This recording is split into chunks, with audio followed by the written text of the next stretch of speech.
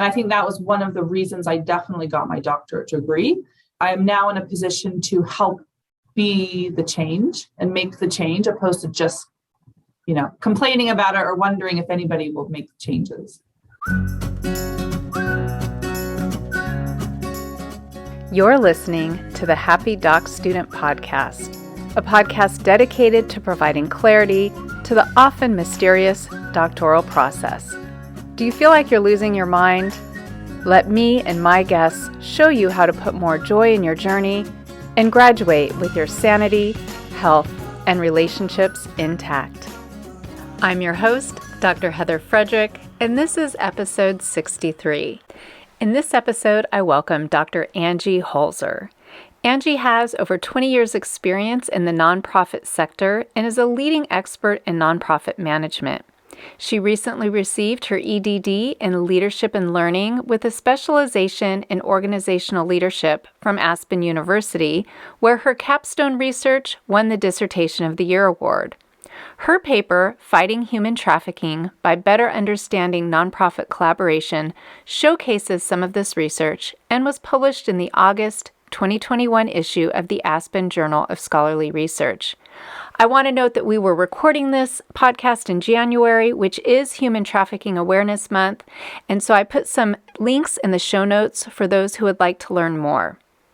In today's episode, Angie shares her doctoral journey and how it equipped her with the skills she needed to develop WikiCharities as a way to help improve the nonprofit sector by providing a place where charities can connect and work together. She is now launching her own academic journal called the Journal of Nonprofit Innovation, where she hopes to bring more innovative research from academics and thought papers from nonprofits on the ground together in one place. Angie, welcome to the show. Thank you. Glad to be here. I'd like to start by explaining to the listeners how it came to be that I asked you to be a guest on today's show. And it was a few months back. I was speaking to one of my colleagues, Dr. Whitman, and I asked her if she would be willing to tell me a story of an experience she had mentoring a student through the doctoral process that was just really enjoyable and very rewarding for her as a faculty mentor. And as she was explaining this experience, which was about you and your project, I thought, wow, I would love to have this person on my podcast for so many reasons. But the one that really stuck out to me was it really sounded like your doctoral program gave you the skills that you needed so that you could create something that you knew was your life purpose. And that's really what I'm excited to talk to you about today. So why don't we start with, when did you know that you wanted to be in a doctoral program? What was going on in your life where you thought, hey, this sounds like a good idea? Sure. So I've been working in the nonprofit sector for almost 20 years now. And my life's purpose and my passions were around helping improve communities and the issues that existed in the community. And so as I finished my master's degree and I started a small nonprofit, I knew I needed something in addition to really make a larger impact. And so the idea would come over and over about getting a doctorate. And so that's what led me to it. How did you decide which program you were going to enroll in? I did go online and do my research. And really the best program for me was I needed an online platform. For me, I was based in the Bay Area. I was working at Stanford as a yoga instructor and also running my nonprofit. So I needed flexibility. And I did my research on a few of the professors, and I actually spoke to a few of them. And it just felt right. The classes worked really well for what I wanted to learn. And I was able to jump in pretty quickly. And so I think that's pretty much what sold me on the program. And you just gave some great tips to people who are considering a doctorate, because I've spoken to many students that don't look at the actual classes, but you took the time to, it sounds like, read the course descriptions, say, yes, these are the skills that I need. These are the skills that I want to take my career to the next level. But you also went that extra step and asked to speak to some of the faculty. I did. I reviewed who were the faculty members. I reviewed their backgrounds, because I knew going into this program that it was just as much the professor as the content that they were having me learn. And so that's what really sold me. And I spoke to a few of them that gave me the right direction and excitement. And so I just jumped in. I love it. So if you're out there listening and you're thinking about a doctoral program, advocate for yourself, make sure you're getting in the right one, and speak to some of the faculty. Okay, so now here we are, you're in your program, and how did you decide what your doctoral project was going to look like, or your dissertation? You did a dissertation, correct? So that's a great question. I did go into the program having in mind what I wanted to research. It did adapt a little bit. I mean, I knew I was going into the program, this organizational leadership program, really with an emphasis in the nonprofit sector. And so as the professors would ask me questions or give assignments about doing research, I would always ask if I could do it in the direction of the nonprofits. And so by the time I got to my research, my dissertation, I already had a wealth of information I'd researched through the process because I knew from the beginning the direction I was going to go.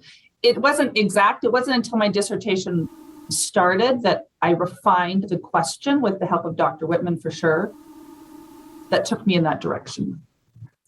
I want to pause and say, I love that you shared you had a general idea. And I think that's so important because you took the years that you were in your classes to become an expert, to know the research that was already happening in this area, so that by the time you were working with Dr. Whitman, you had a solid foundation. And I also love that you shared that it morphed over time and changed, because I'm always a little bit skeptical when I meet people either getting ready to start a program or just starting a program, and they say to me, I know exactly what my research is going to be on, because I say, wait, how could you know that unless you've spent hundreds of hours in the published literature, which of course you did while you were in your classes, right? Right. I do have to say that, so my initial approach, and we'll talk a little bit about what I developed afterwards, my nonprofit, but I went in thinking I felt passionate about these small nonprofits and I wanted to show the impact, right? And so through my research and through my classes, I recognized that there was actually a larger gap in a different section of research that would be more beneficial to the community of the nonprofit and what I wanted to accomplish in the end. And so I do think students need to be open to be flexible on where they're being led to through the research, and not just adamant that the thoughts that they wanted to coming in were set, for sure. And that's a pitfall that many faculty share with me, that sometimes the reason the process takes so long is that a candidate is really married to this idea that they had, and they're not listening to, you said, as you were doing your research, you realized, wait, there's this bigger gap that could move the field forward more significantly. I should be going that way. And you were open to that. And I do think Dr. Whitman and a few other professors were really, really important in that process, because they would ask the questions of, have you looked at this? Have you looked at this? And it allowed me to kind of pursue a different direction. And they were encouraging in the entire way, but I do think the right professors and questions helped me redirect in the right direction. So for you mentors out there, keep asking those questions. And for you students, when someone's asking you a question, when a faculty member is asking you, have you checked this out or have you thought about that? Take the time to actually do it, right? Right. Here we are in January. This is Human Trafficking Awareness Month. How did your research take you there? And tell us what you ended up developing. Sure. So my dissertation really focused on the similarities and differences that nonprofits have, the challenges that nonprofits have as they collaborate in the human trafficking space. So that's a lot of words, but I took two communities. I took the Bay Area and in Utah, to very different communities, but I wanted to really see the similarities and differences as the challenges they have. So speed forward, at the end of my research, I recognized that the challenges were exactly what the platform that I was hoping to build, which is WikiCharities. So you can go on to wikicharities.org, and we have already uploaded 1.7 million US-based nonprofits on our platform. One of the challenges that I found through my research was victims of human trafficking have a hard time. Well, there's three main reasons why victims of human trafficking don't get help. First is they're afraid of their trafficker, or they have this trauma bond with the trafficker. Second is they don't trust the authorities. And the third reason is they don't know what services or resources are in their community to help them. And so WikiCharities is providing this platform where you can look up resources and nonprofits by location and by topic. My research showed these challenges, and the solution was wikicharities.org. So that's where we are going. And so we launched it a few months after my dissertation, and we haven't looked back. That's so awesome. So your dissertation was appropriately focused on a very specific type of nonprofit. But what you did was use what you learned to create an organization that really pulls together nonprofits regardless of what they're dealing with, right? So it's not Absolutely just human trafficking. So I spent, the entire year looking at research and the challenges that nonprofits face in general. And then I took a very specific area of nonprofits that focus on human trafficking or any related topic, right? Homelessness, foster care. These are vulnerable populations that traffickers pull from. And I specifically researched the challenges that they have. And it coincided with the research I had learned about. And so it directed me into providing this resource for the nonprofit sector. And that is just such an excellent example of this big, huge change the world idea that you're able to pull off, but how you really narrowed it down to a specific population for your dissertation, because I know that is also a challenge for people. They come in and either want to or think they need to do this massive, life-changing, world-shifting project for their dissertation or doctoral project. But really, that capstone research is to demonstrate to the university you have a certain skill set. So it sounds like you, in collaboration with your faculty, were able to narrow that down, but those were skills that allowed you to create the organization that you're working with right now. Right. I specifically remember getting on the phone. I was actually walking after my class at Stanford one of the days. I was walking around campus having this conversation with Dr. Whitman, and her helping me understand that my vision was so big that it would be more beneficial to narrow it down to a very specific thing, which would be helpful, right? Otherwise, it would have taken years and years and years. And so that I remember that moment, I recognized the importance of really refining my topic to a very specific area. And so I just want students out there that are thinking, I'm proposing this thing that's really big and my faculty keep telling me to make it smaller. And if you have any resistance, listen to Angie, who's telling you she made hers doable because you were able to graduate. Here you are on the other side, right? Congratulations. And you took everything you learned through that experience to see your big vision fulfilled. Right. And I remember Dr. Whitman telling me that once I finish this dissertation, I have absolutely the ability to continue on and have it grow. I just needed to really refine it and learn the skills to then take it on to do future research for sure. And ever since I recorded podcast episode 53 with Dr. Lynn Casuto, and if you haven't heard that, I'll put the link in the show notes. And the title of that episode was, Are We Training Students to Be Unhappy? And he brings up this idea of really looking at your doctoral program in terms of the skills it's going to teach you so that you can apply those skills in living out the things that bring you joy and make you happy versus just, I'm getting this doctorate so that I'll be Dr. Holzer. I would love for you to talk about some of the things that maybe you didn't even realize you were going to learn while you were in your doctoral program that's allowing you to be a better owner of this organization. So I think one of the best things that comes to mind when you ask me that question was really starting from the beginning to have an idea of what you're going into and then making each class purposeful for that mission. So even when I was in strategy classes or organizational leadership, I had in mind the idea that I was going to research and I adapted it from the beginning, which made it so much easier at the end of my dissertation or when I was looking up research because I had that content. And so now I do the same thing. Everything is very purposeful in what I do that matches the mission that I want to accomplish, which saves me so much time. So that's one thing I have definitely learned from the program.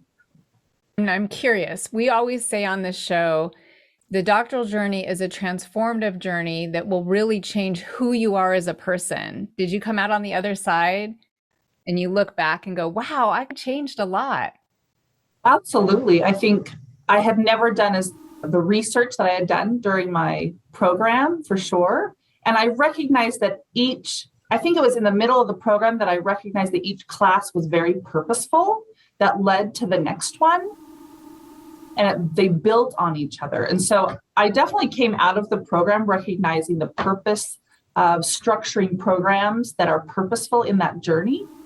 When I was looking into the Aspen University, they used the word journey, which you've used quite a bit, right? And I recognize why that is now, because there was a lot of thought put into the classes and this journey, right? It wasn't just separate classes that you're learning. It's definitely a journey. And I always like to encourage people, trust the process. It is something you've never done before. People in doctoral programs they have a history of being exceedingly successful with undergraduate degrees, master's degrees, careers, and then you're placed in this situation that is something that not that many people do. And even those who start, there's a shockingly high percent of people that don't finish. So I'm curious, what kept you going throughout the program? Well, I do have to say, I was excited about every class just because, like I said, I had that vision at the same time, and I could recognize that what I was learning in that class would add to what I needed to accomplish or I wanted to accomplish. So that definitely kept me going. I became more organized, right? I definitely am more of an organized person now that I'm out of the program. But I do have to say, I did figure out a way in each class to better understand how that class would fit into my vision. And that absolutely kept me going. And that really speaks to people out there pausing and asking themselves, why am I doing this? And taking a moment, or maybe it's more than a moment, maybe it's a few days or even a few weeks or months of self-discovery, self-reflection, and getting really clear on, I'm getting this degree because, and I always recommend, hey, write that on a sticky note on your computer or with a chalk marker on your mirror, because if you can stay focused on that why and do exactly what you did, look at each course through that lens. This course is going to teach me these things, which are going to bring me closer to seeing this vision happen. You can stay motivated during times where maybe it feels a little challenging. And I'm curious, were there any times during your program where you felt a struggle or a challenge or fatigued, wondering, did you make the right decision?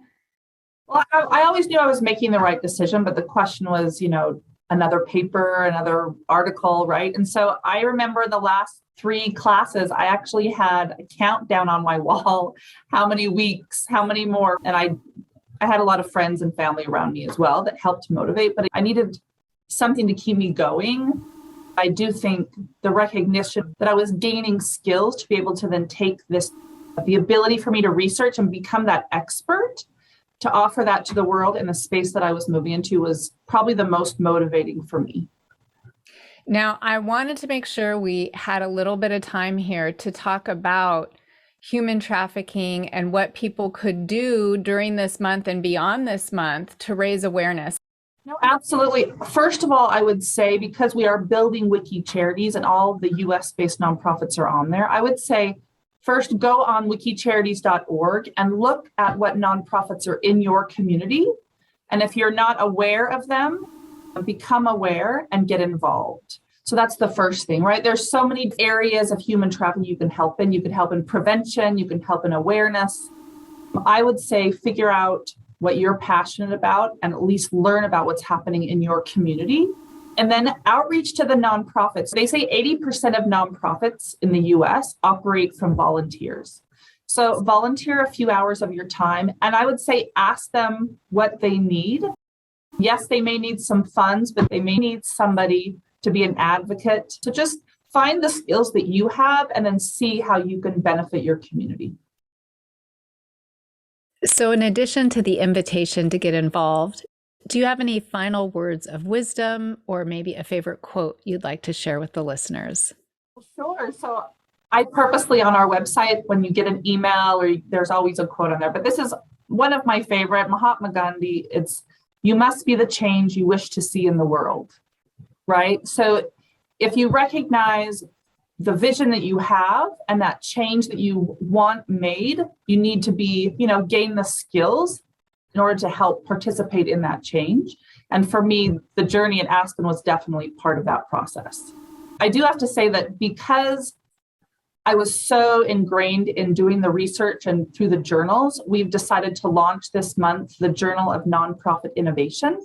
We do hope that people that are, recognizing a challenge that's out there and want to do the research, there is a platform now to be able to help the nonprofits recognize the research. So it's Journal of Nonprofit Innovation. That's something we're launching this month with the Human Trafficking Awareness Month. And Angie, I'm going to be sure to have all those links in the show notes for the listeners. But that is one of my favorite quotes too. And we're recording this in January at the start of a new year. But no matter when it is that you're listening to this podcast, I would love to just encourage you to pause and ask yourself, what are the things I can be doing to be the change? Whether you're in a program, considering a program, a faculty, an administrator, a partner, or a friend or a family member supporting someone in a program, what can you do to be that change? Starting with that mindset, I think would be a good place for us to all start. Yeah, I do think, oftentimes on social media, we hear people complain about certain things. And I just think, make the changes that you need. And now I am in a position, I feel like, to be able to be more of a voice for the change that needs to happen. And I think that was one of the reasons I definitely got my doctorate degree, that I am now in a position to help be the change and make the change, opposed to just, complaining about it or wondering if anybody will make the changes.